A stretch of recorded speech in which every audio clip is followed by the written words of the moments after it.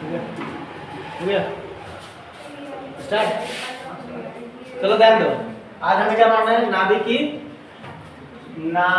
की संरचना। सुनो, बहुत से प्रयोग किए गए, बहुत से प्रयोगों के आधार पर यह बताया गया कि जो नाभिक होता है, इसी को हम नाभिक बोलते हैं। जो नाभिक होता है इसमें केवल और केवल दो प्रकार के मूल कण होते हैं। कितने प्रकार के इसमें कण होते हैं? दो मूल कण होते हैं। दो मूल कण होते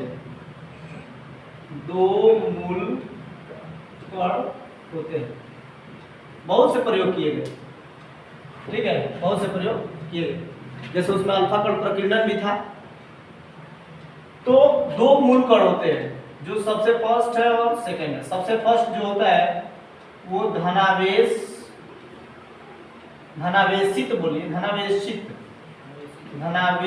प्रोटॉन होता है।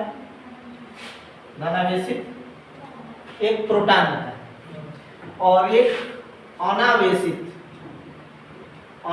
मतलब इस पर आवेश नहीं होता है। अनावेशित न्यूट्रॉन होता है। क्या होता है?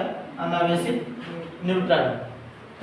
फिर से, जैसे अनेक प्रयोगों के आधार पर यह देखा गया कि नाभिक की संरचना में, नाभिक में मूल कण कितने हैं? दो। एक को धनावेशित प्रोटॉन कहते हैं और एक को अनावेशित न्यूट्रॉन कहते हैं। अब प्रोटॉन और न्यूट्रॉन दोनों को सम्मिलित रूप से, इसमें सम्मिलित रूप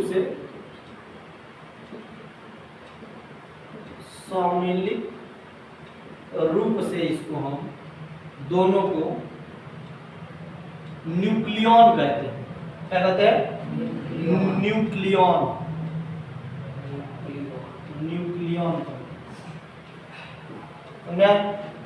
मतलब नाभिक में एक प्रोटॉन होता है और एक न्यूट्रॉन होता है। मतलब प्रोटॉन होता है और न्यूट्रॉन होता है। दोनों को सम्मिलित रूप से क्या कहते हैं? न्यूक्लियॉन कहते हैं। जो प्रोटॉन होता है वो धन आवेश होता है, जिस पर धन आवेश होता है, और जो न्यूट्रॉन होता है उस पर कोई आवेश नहीं होता। प्रोटॉन का द्रव्यमान और न्यूट्रॉन का द्रव्यमान दोनों को सम्मिलित रूप से हम परमाणु द्रव्यमान के नाम से लेंगे।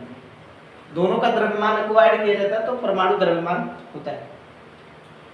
अब जो प्रोटॉन का द्रव्यमान होता है, ये मान लिया जाता है कि न्यूट्रॉन के द्रव्यमान के समान ही है, ठीक है, लगभग समान होता है। हम लोग निकालेंगे एक से। तो इसमें आप सबसे पहले लिख लिए नाभिक की संरचना में, हेडिंग डाल लिए। अब लिखिए उसमें थोड़ा,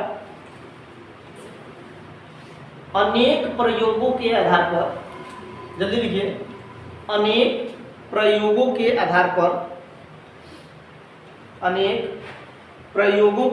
पर यह माना जाता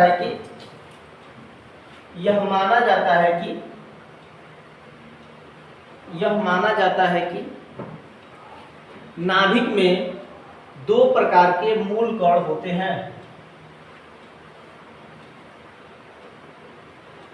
नाभिक में दो प्रकार के मूल कण होते हैं, ठीक है। फर्स्ट क्या होता है? बोलो, फर्स्ट क्या होता है? धनावेशित प्रोटॉन और अनावेशित न्यूट्रॉन, दोनों लिख लीजिए।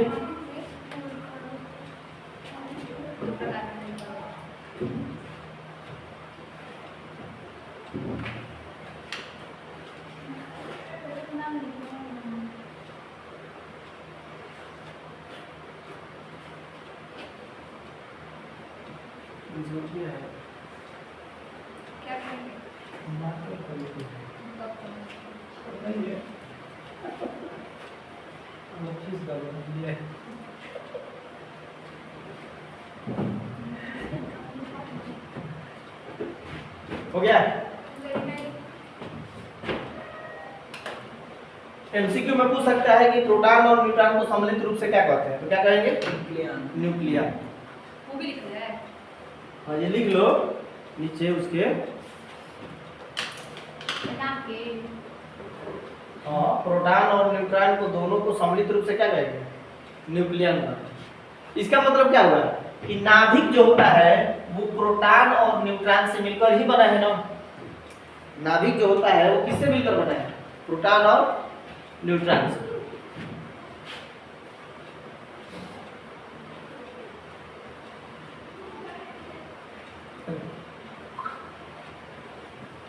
इसका मल्टीप्लिकेशन कर रहा है तो जी फीडिंग वीडिंग नहीं तो करता है। नहीं हमारा तो बंद है, इसका होगा, इसका फीडिंग वीडिंग तो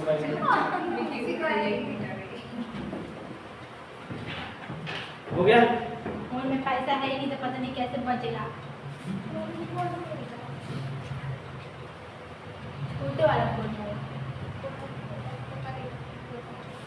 अच्छा इसमें ये चर्चा में रहेगी चलो ध्यान दो, ठीक है। सुनो, प्रोटॉन और न्यूट्रॉन दोनों मिलकर हम क्या कहलाएंगे? न्यूक्लियर कहलाएंगे। इतनी बात समझ में आ गई? अब सुनो, अब एक चीज हमें अलग अलग पढ़ना है। मतलब प्रोटॉन न्यूट्रॉन एक प्रोटॉन इलेक्ट्रॉन परिकल्पना है, प्रोटॉन इलेक्ट्रॉन एक परिकल्पना है और एक प्रोटॉन न्यूट्रॉन परिकल्पना है, ठीक है। देखो यहाँ पे लिखते हैं, इसमें हेडिंग डाल लीजिए आप, प्रोटॉन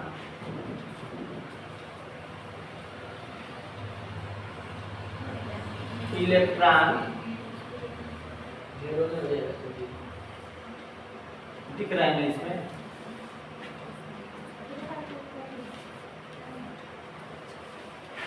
प्रोटॉन इलेक्ट्रॉन परिकल्पना।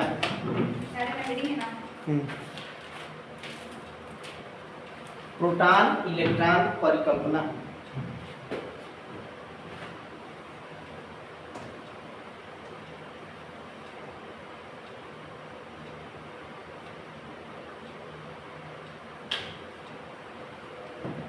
एक परिकल्पना था जिन्होंने ये बताया, जो कि ये परिकल्पना गलत है, ठीक है। इसमें ये बताया गया कि प्रोटॉन इलेक्ट्रॉन के परिकल्पना के अनुसार यह बताया गया कि जो किसी परमाणु का नाभिक होता है उसमें प्रोटॉन और इलेक्ट्रॉन दोनों उपस्थित होते हैं। कौन उपस्थित होते हैं? दोनों उपस्थित, ठीक है, प्रोटॉन और इलेक्ट्रॉन। जो ये दोनों जो होते हैं दोनों संयुक्त रूप से नाभिक में विद्यमान रहते हैं, संयुक्त रूप से नाभिक में विद्यमान रहते हैं तथा जो परमाणु द्रव्यमान जो होता है उसके लिए उत्तरदायी होता है। ये पुरानी परिकल्पना है।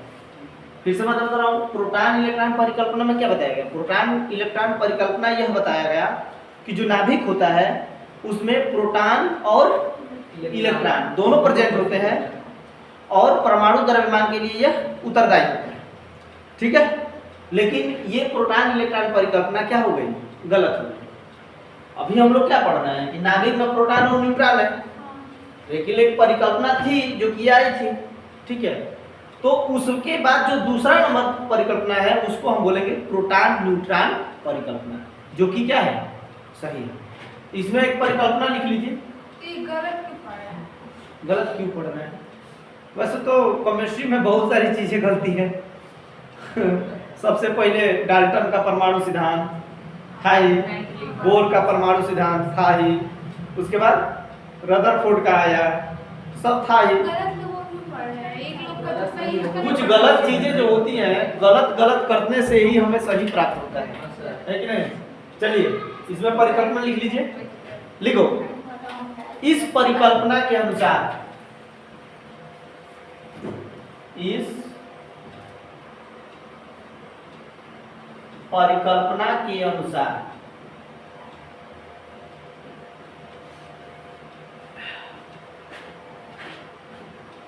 इस परिकल्पना के अनुसार किसी भी परमाणु के नाभिक में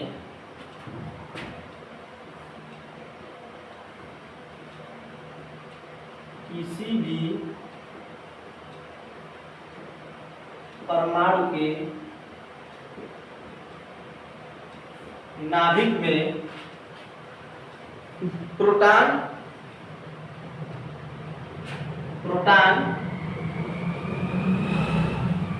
प्रोटॉन व इलेक्ट्रॉन उपस्थित होते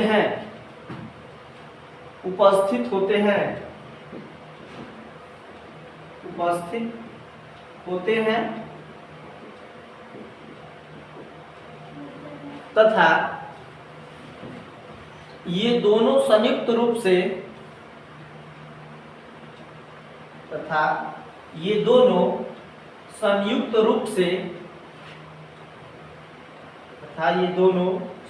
रूप से नाभिक के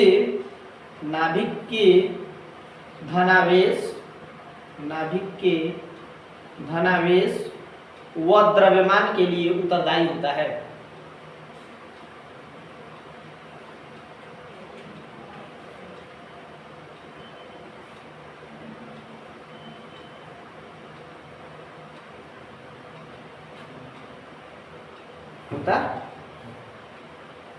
ठीक है,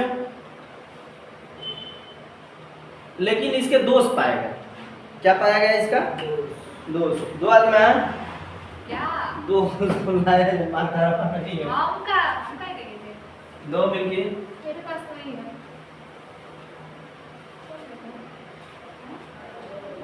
हो गया नहीं है वाई भी एक मान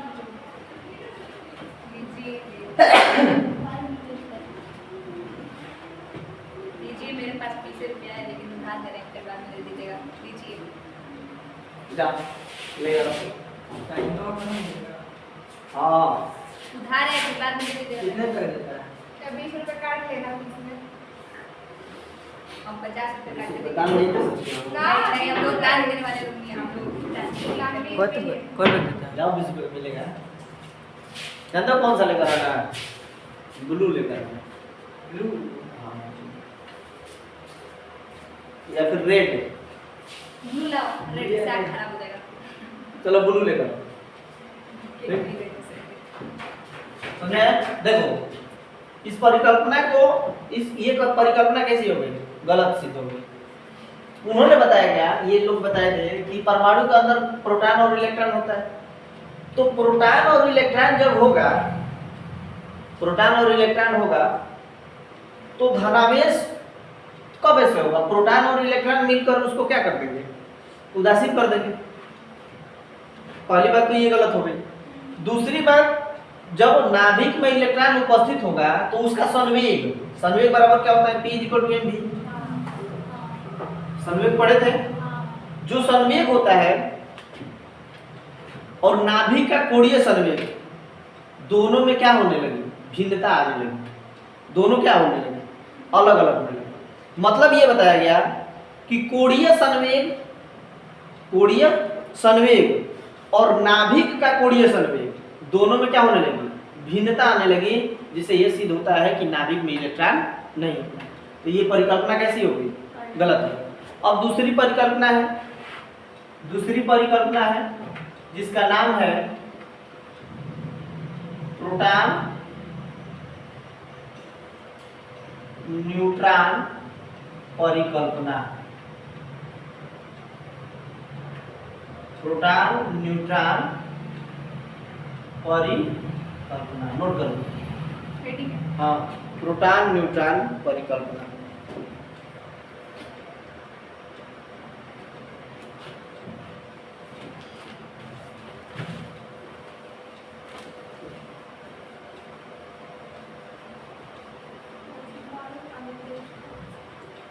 प्रोटॉन न्यूट्रॉन परिकल्पना। देखो इस परिकल्पना के अनुसार यह बताया गया कि नाभिक में क्या क्या उपस्थित होता है? प्रोटॉन और न्यूट्रॉन। दोनों को संयुक्त रूप से हम क्या कहते हैं? न्यूक्लियन कहते हैं। दोनों को संयुक्त रूप से क्या कहते हैं? न्यूक्लियन कहते हैं। और जो न्यूट्रॉन का द्रव्यमान होता है वो प्रोटॉन के द्रव्यमान के लगभग समान होता है। अब प्रोटॉन पर कौन सा आवेश होता है? धनावेश होता है। न्यूट्रॉन पर कौन सा आवेश होता है? न्यूट्रॉन पर कोई आवेश नहीं होता। अच्छा अनावेश ठीक है, इसी को लिखना है। लिखो जल्दी लिखो। इस परिकल्पना के अनुसार कौन बताएगा हमको? हे डोंट टॉक। लिखो।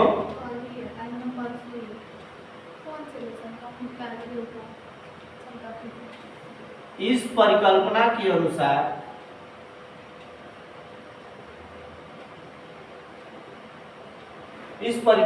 अनुसार किसी भी परमाणु के नाभिक में किसी भी परमाणु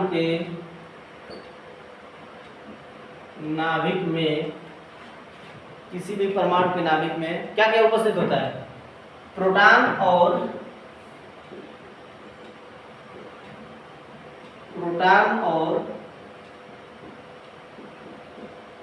न्यूट्रॉन उपस्थित होते हैं।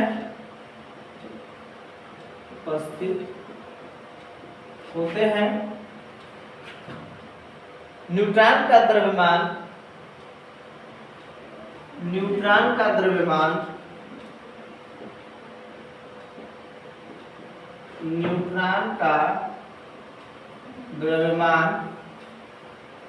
प्रोटॉन के द्रव्यमान के लगभग बराबर होता है। प्रोटॉन के द्रव्यमान के लगभग बराबर होता है।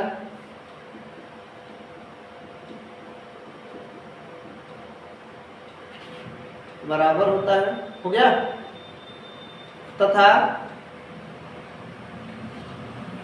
इस पर कोई आवेश नहीं होता।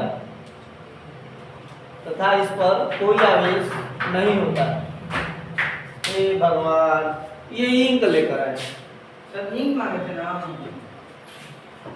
हम मार्कर तुमसे मांग के लाए। जाओ इंक लेकर आए। मार्कर खरीद के लाना है। मार्कर याद आ रहा था लेकिन हम जाने कि मार्कर लिए हैं तो इंक। हाँ ठीक है, बहुत जल्दी जा। कोई आवे क्या लिखे हो? तथा इस पर कोई आवेश नहीं होता है, अर्थात यह विद्युत उदासीन होता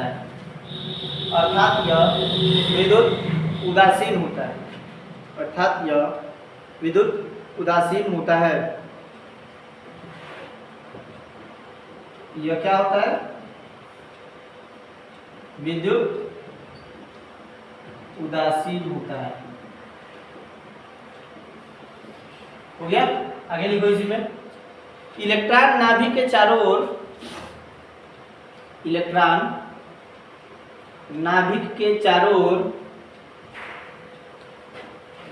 वृत्तीय कक्षाओं में चक्कर लगाते हैं। प्रोटॉन और न्यूट्रॉन को संयुक्त रूप से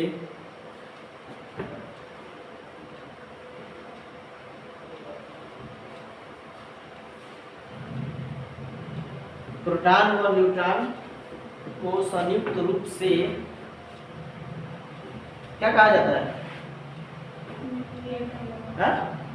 क्या कहा जाता है? न्यूक्लियर। हम तो जाने कुछ दूसरा ही बोलोगे। आर्मी कहीं ना बोलती। देखी ना, भेजे थे तो।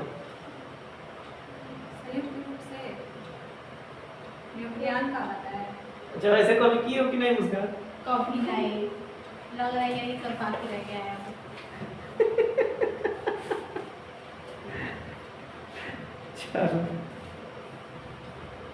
अगला आइटम डाल लीजिए। परमाणु द्रव्यमान संख्या एवं परमाणु क्रमांक।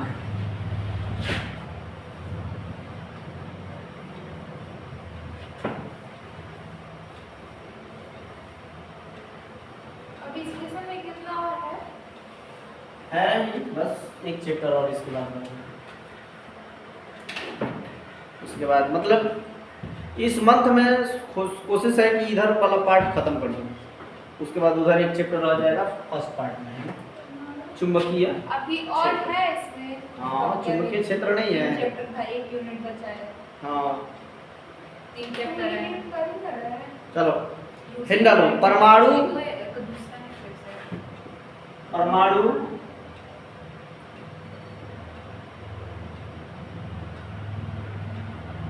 की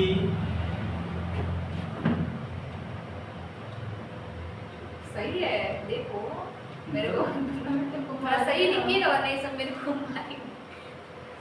परमाणु एवं परमाणु क्रमांक की द्रव्यमान संख्या क्रमांक लिखिएगा वरना एवं परमाणु क्रमांक परमाणु क्रमांक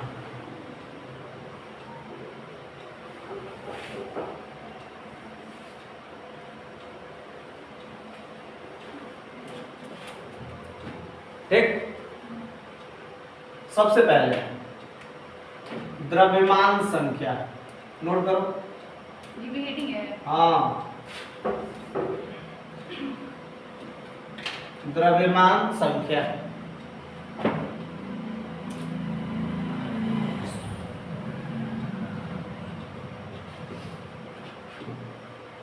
मास नंबर, तो क्या बोलते हैं? Mass number.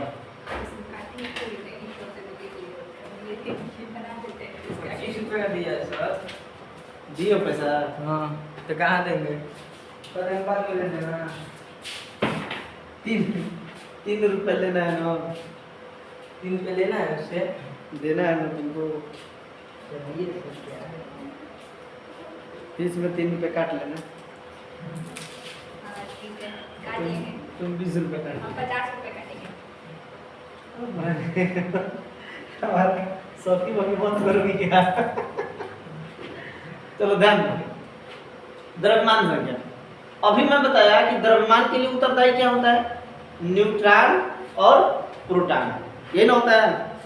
द्रव्यमान के लिए कौन सा उत्तरदायी है? न्यूट्रॉन और प्रोटॉन। ठीक है, नोट कीजिए। हाँ, बस कुछ नहीं, ये हेडिंग लिखवाना, बस नोट कर लो हेडिंग। ये इतना लिखाया है, उसको नहीं बताएंगे। हाँ, ये इतना लिखाया है, उसको नहीं बताएंगे। कौन सा? परिकल्पना वाला। हाँ, 5-6 लाइन छोड़ दो। 5 के लाइन मेरे को 10 लाइन के लगभग लिखा है। आगे वाली कॉपी का 10 लाइन है। अभी हाँ हाँ ठीक है। आता पेज को देखो, द्रव्यमान संख्या के लिए उत्तरदायी कौन है? वाह वाह वाह, सर खरे लगाया हो क्या जी? दिख रहा है कि ना? आगे हाँ ठीक है। द्रव्यमान संख्या देखो, किसी परमाणु में उपस्थित, किसी परमाणु के नाभिक में एक बात उपस्थित। पूछे। हाँ, आप ऐसे ही डालेंगे, मतलब जितना हम लोग फालतू बोल रहे हैं सब वैसे ही डालेंगे। सुनो। बेइज्जती करा रही है तो। उस तरह नहीं डालेंगे।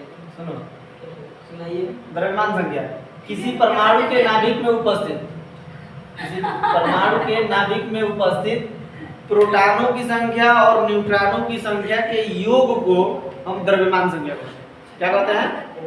द्रव्यमान संख्या कहते हैं। याद रहेगा? हाँ, हाँ हाँ, प्रोटॉनों की संख्या और न्यूट्रॉनों की संख्या को द्रव्यमान संख्या। लिख लो, लिखो इसका परिभाषा।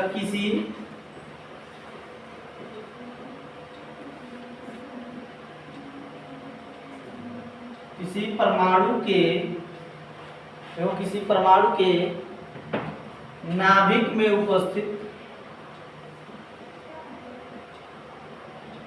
नाभिक में उपस्थित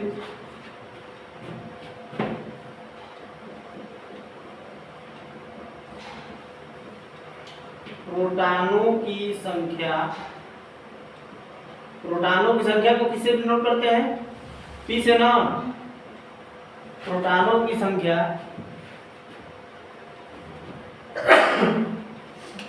प्रोटॉनों की संख्या तथा न्यूट्रॉनों की संख्या, न्यूट्रॉनों की संख्या को स्मॉल n से डिनोट करते हैं। ठीक है, न्यूट्रॉनों की संख्या के योग को के योग को द्रव्यमान संख्या कहते हैं। द्रव्यमान संख्या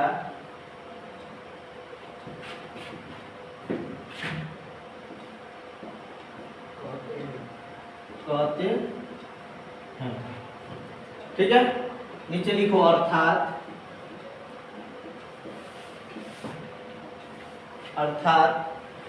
ये सूखा सूखा लेकर आ गया।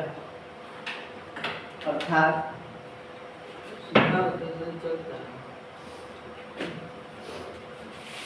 लिखो द्रव्यमान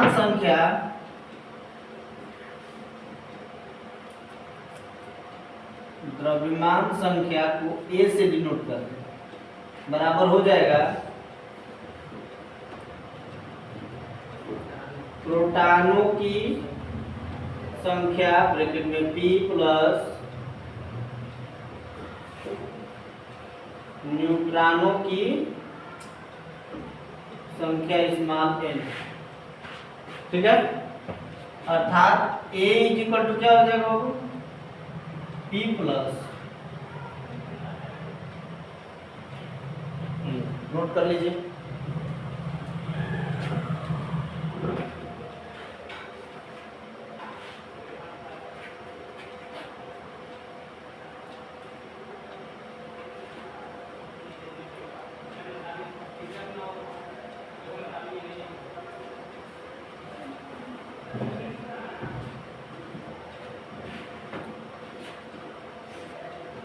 हो गया।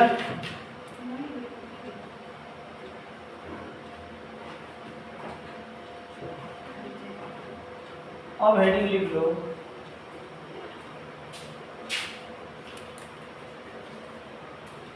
परमाणु क्रमांक। परमाणु क्रमांक को हम Z से डिनोट करते हैं।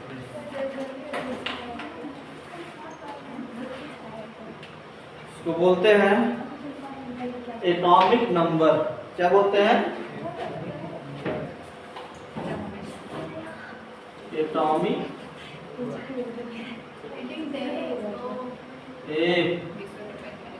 शांत रहो, नहीं लिखना है लिखे ना,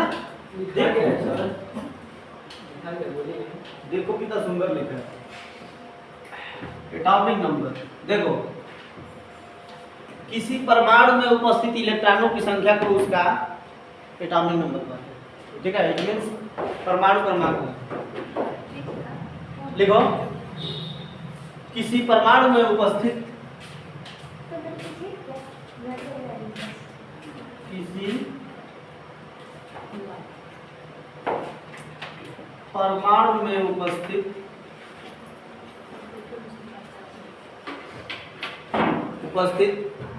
इलेक्ट्रॉनों की संख्या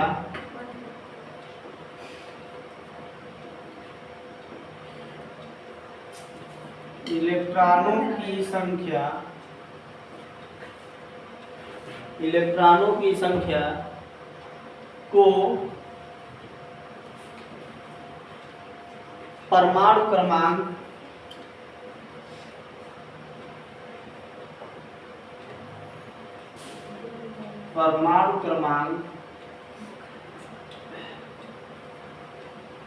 कहते हैं।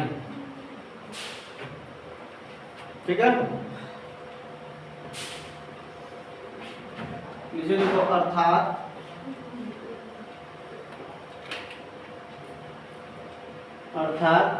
बात करने के लिए आ गए हैं। वीडियो रिकॉर्ड हो रहा है, मत बोलिए, पढ़ाइए। वैसे तो तुम ही बोल रहे हो। पहले आप ही बोले। चलो ध्यान दो। अर्थात परमाणु क्रमांक जो होता है, वो होता है इलेक्ट्रॉनों की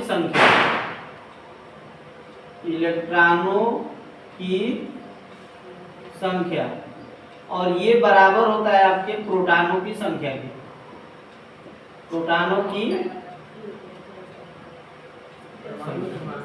अर्थात परमाणु क्रमांक को हम किसे डिनोट करते हैं, जेड से। जेड बराबर ई होता है इलेक्ट्रॉनों की संख्या बराबर ई। हाँ हाँ कहाँ पर क्या हम लोग को समझ रहे हैं बोलो करवा दो हम जरा दिखने कोई दिख रहा है ये बोला करो परमाणु। अब ठीक है परमाणु क्रमांक ये क्रमांक लिख दिया बस परमाणु क्रमांक ठीक है नोट करना।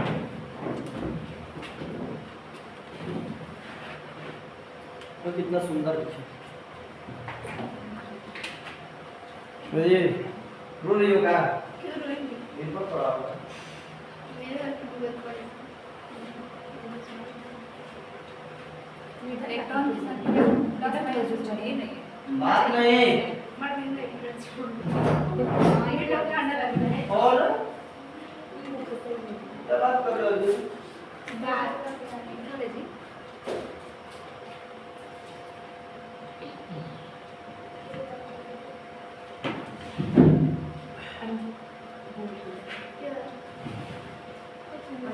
बंद करो इनका वीडियो वीडियो बंद करो गए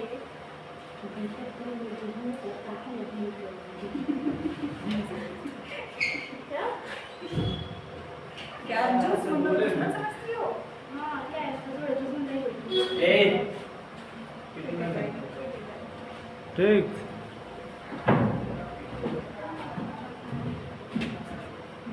सर मैं कुछ कह रही थी क्या है जी क्या कह रही आपको बड़ा परेशानी है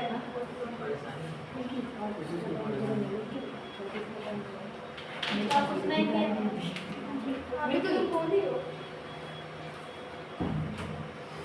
हो गया अगला हेडिंग अगला हेडिंग एक उदाहरण करेगा क्या एक उदाहरण कर लो मिला था ये मिला था ना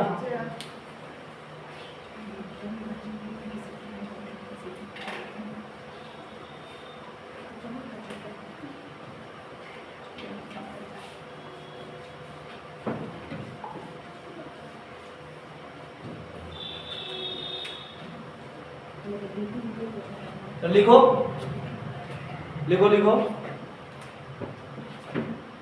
क्वेश्चन है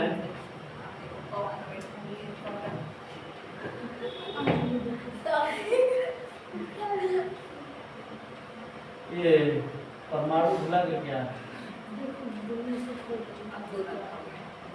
ठीक है अब देखो क्वेश्चन फर्स्ट 92 यूरेनियम 235 92 यूरेनियम 235 के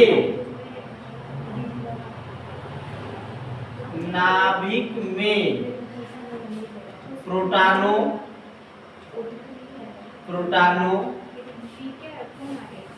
न्यूट्रॉनों और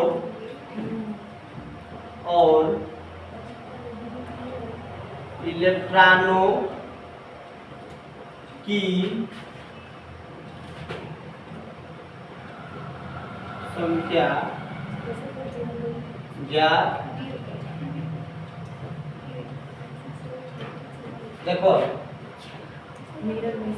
इधर देखो यहीं पे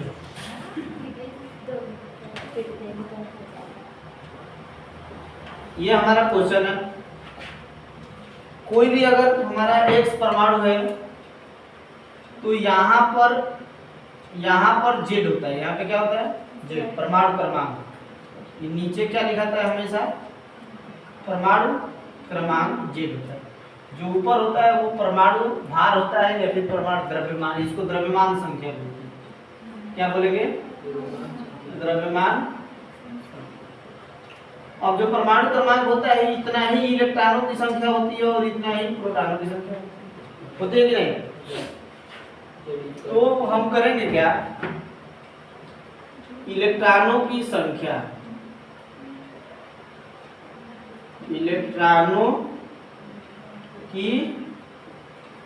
जो होता है वो परमाणु क्रमांक के बराबर होता है।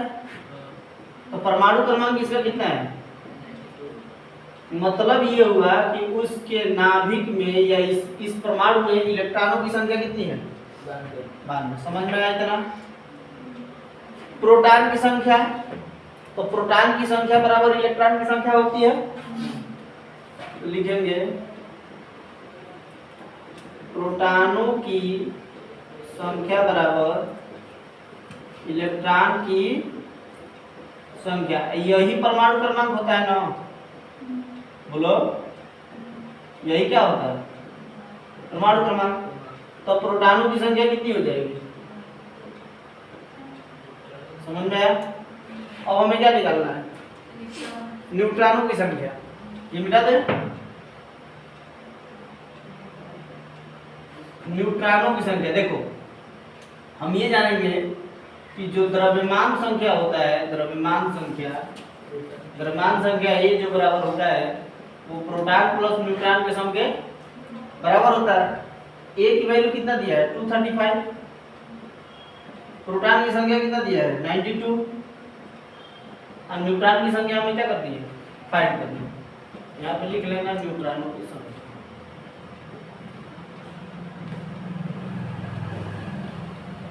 अब यहाँ से n बराबर क्या हो जाएगा? 235 माइनस n इक्वल टू क्या हो जाएगा? बोलो, 5 में से 2 गया 3 और 13 में से 9 जाएगा 4, 143। मतलब न्यूट्रॉनों की संख्या कितनी है? देख रहे हो? अब ये जरूरी नहीं है कि जितना प्रोटॉनों की संख्या हो जाए उतना ही न्यूट्रॉनों की संख्या हो, ये जरूरी नहीं है। ठीक है, नोट कर लीजिए, खूब सुंदर से नोट करिए।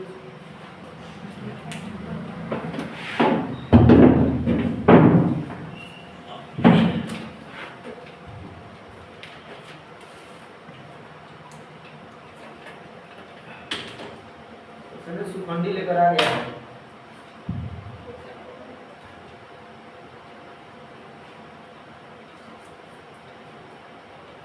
जल्दी नोट करिए, जल्दी।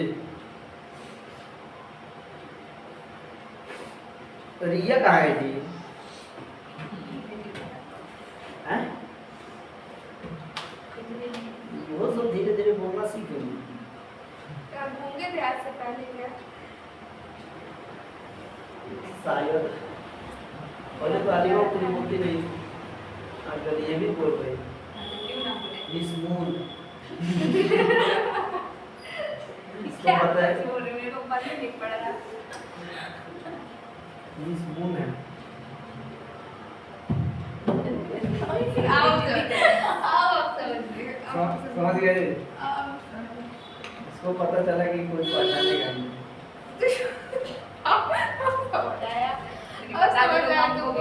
हमको पता थोड़ा हमको भी बता दो। मेरी क्या मेरी नहीं है। शांत रहो।